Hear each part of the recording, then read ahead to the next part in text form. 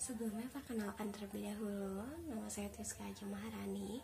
Pada video pembelajaran kali ini, kita akan membahas mata pelajaran desain grafis percetakan. Nah, di materi kali ini, yang pertama kali harus kita bahas adalah mengenai dasar-dasar desain grafis dan nirmana. Ada video singkat nih terkait dengan protokol kesehatan. Ditonton ya. 울벤터와 함께하는 오요나19 예방 수키.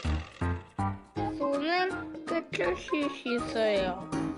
레터할 땐 마스크를 꼭 써야 해요. 소리는 멀게, 마음은 가깝게. 오요나19 예방 수키.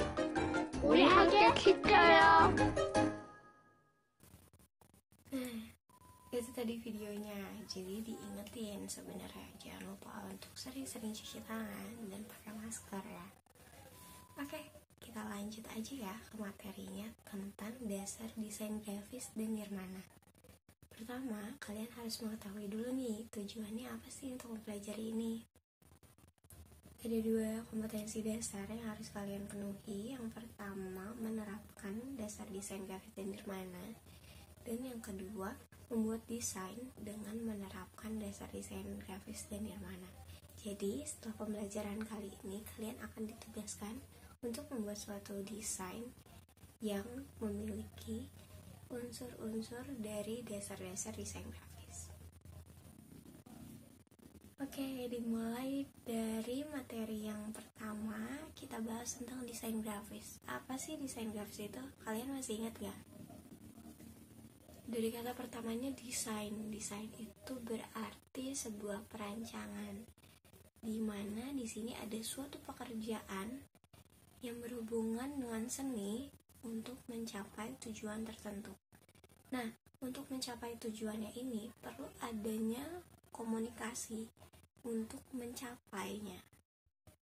Biasanya nih, para pelaku desain atau bisa kita bilang desainer itu memiliki suatu kebebasan untuk mengapply atau menyatukan elemen-elemen dari dasar desain grafis. Desain grafis ini sebenarnya merupakan ilmu terapan dari berbagai aspek. Bisa kita lihat contohnya misalnya dari aspek ekonomi, itu ada penjualan yang membutuhkan desain, terus ada aspek pendidikan, ada aspek teknologi juga. Jadi banyak banget aspek yang akan berhubungan dengan desain grafis. Ada 5 kategori desain yang harus kalian ketahui. Yang pertama itu ada printing. Printing itu contohnya seperti majalah, booklet, flyer, banner, ataupun billboard yang suka kalian lihat di pinggir jalan. Selanjutnya ada web design. Nah, web design ini biasanya digunakan sebagai user interface untuk menarik perhatian dan memenuhi kebutuhan dari kliennya tersebut. Nah, selanjutnya yang ketiga ada film. Kalau film, kalian gak usah dikasih tahu lah ya contohnya seperti apa. Pasti kalian udah sering nonton film. Yang keempat, ada namanya Environment Graphic Design, atau bisa kita singkat dengan EGD.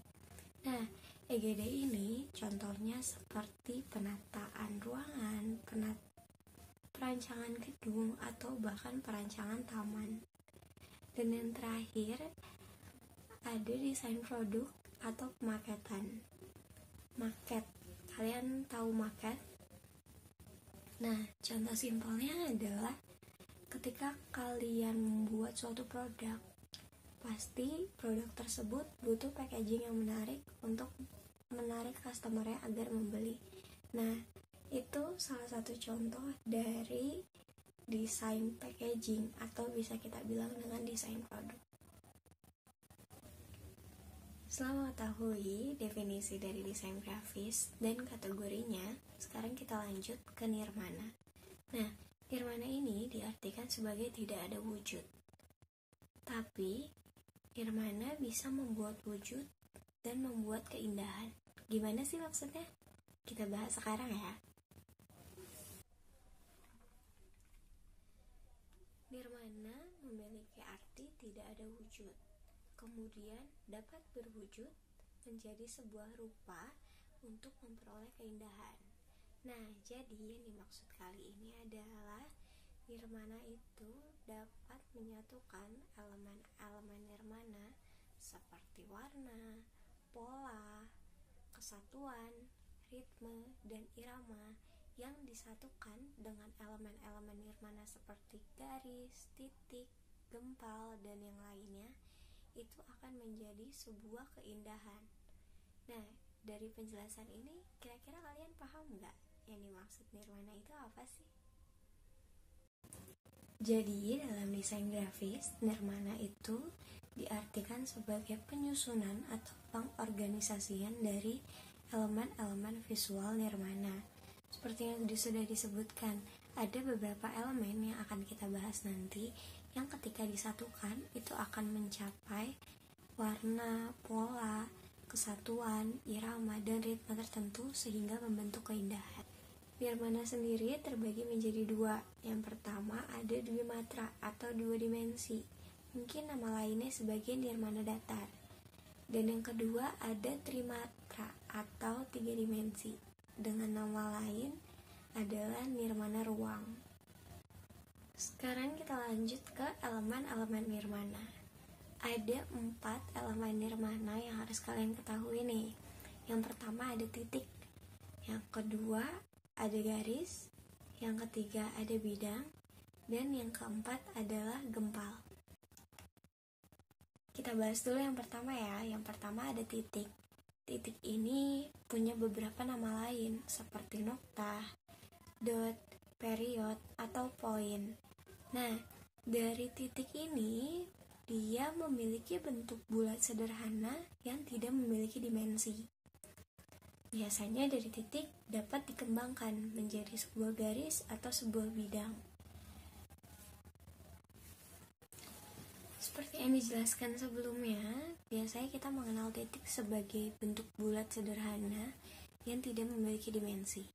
Nah, dalam desain grafis, titik tidak hanya bentuk bulat, tapi bisa kita bentuk juga dengan bidang lainnya, seperti segitiga, segi 4, segi 5, atau bahkan bentuk yang tidak beraturan. Nah, itu tergantung dari cara penyentuhan dan cara kita membayangkan sebuah bidang sebagai titik. Selanjutnya yang kedua ada garis. Garis ini merupakan sebuah goresan yang memiliki jalur yang dilalui.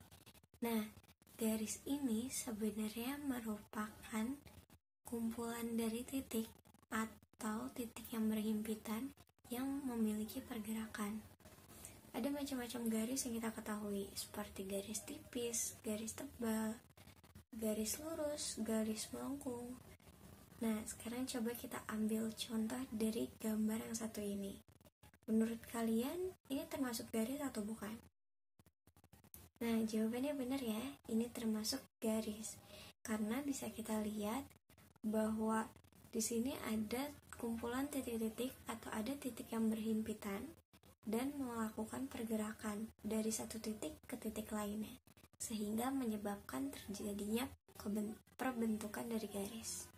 Ada 3 fungsi garis dalam sebuah karya seni. Yang pertama itu garis arsir. Kalian pasti sudah tahu, ketika menggambar, kalian akan membuat garis arsir untuk menjadi sebuah bayangan.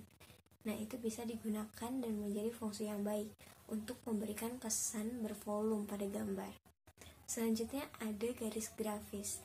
Nah, garis grafis ini bisa dikatakan sebagai movement atau pergerakan dari garis tersebut. Kita bisa lihat nih, garis tersebut awalnya tebal, tipis, dan akan menunjukkan arahnya seperti apa. Nah, yang terakhir ini ada yang namanya garis tepi. Ketika kalian menggambar, biasanya bagian tepinya dipertebal agar memberikan kesan tegas pada gambar. Nah, itu juga termasuk salah satu dari fungsi garis.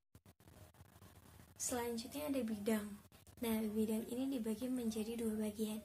Ada geometri dan ada non-geometri. Sekarang tugas kalian untuk mencari tahu perbedaan dari bidang geometri dan bidang non-geometri. Dan yang terakhir ada gempal atau volume. Nah, dari namanya nih kita udah bisa tahu kalau misalnya bentuk gempal ini memiliki ruang atau memiliki volume. Mungkin bisa dikatakan sebagai gambar dari 3 dimensi. Hanya saja, dalam bidang gempal ini ada yang dinamakan sebagai gempal semu. Jadi ketika kita menggambar pada bidang datar atau kita menggambar dengan 2 dimensi, kita bisa membuat bayangan semu sehingga membentuk sebuah bidang yang gempal. Nah, itu tadi semuanya sudah dijelaskan tentang dasar-dasar desain grafis dan nirmana. Gimana, kalian sudah paham atau belum? Semoga sudah ya. Selanjutnya ada tugas nih untuk kalian. Kalian bisa cek tugasnya di kelas virtual masing-masing dan jangan lupa dikumpulin ya. Dan sekian materi pembelajaran kali ini. Semoga kalian sehat selalu. Semoga kalian tetap bisa belajar dengan baik di rumah. Jangan lupa untuk tetap fokus belajar walaupun hanya belajar dari rumah. Sampai ketemu di video selanjutnya.